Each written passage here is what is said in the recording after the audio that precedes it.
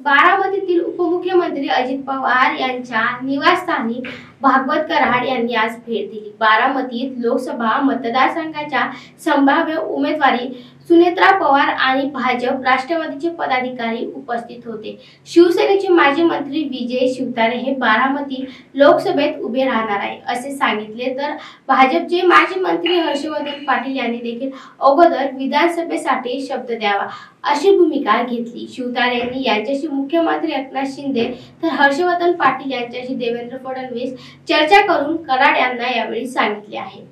एनडीएचे जे इतर काही घटक पक्ष आहेत, शिवसेनेचे शिवतारे असतील किंवा भाजपचे हर्षवर्धन पाटील असतील, यांच्याकडून गेल्या काही आठवड्याभरामध्ये अजितदादांच्या कुटुंबातील उमेदवारांच्या बद्दल काही वेगवेगळ्या भूमिका व्यक्त झाल्या होत्या, शिवतारेंकडून आणि हर्षवर्धन पाटलांकडून। तर एकंदरीत महायुतीची कशी भूमिका असणार आहे, विशेषतः भाजपची भूमिका काय असणार आहे?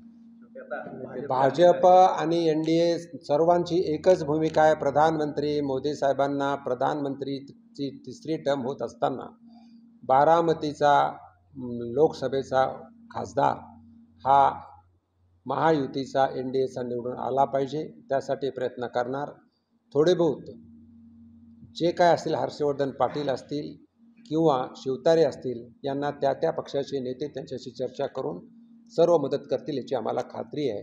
अर्थात हर्षवर्धन पाटील यांच्याबरोबर देवेंद्रजी फडणवीस किंवा बावनकुळे साहेब चर्चा करतील आणि शिवतारे साहेबांबरोबर माननीय मुख्यमंत्री चर्चा करायला आजच चर्चा करणार अशी मी बातमी पण वाचली, म्हणून तो विषय मोठा नाही आहे, तो विषय त्या नेत्यांच्या माध्यमातून संपून जाईल। ज्या जागा आहेत तुमच्या यादीतल्या, त्याच्यामध्ये बारामतीच्या विजयाची जागा फिक्स आहे का?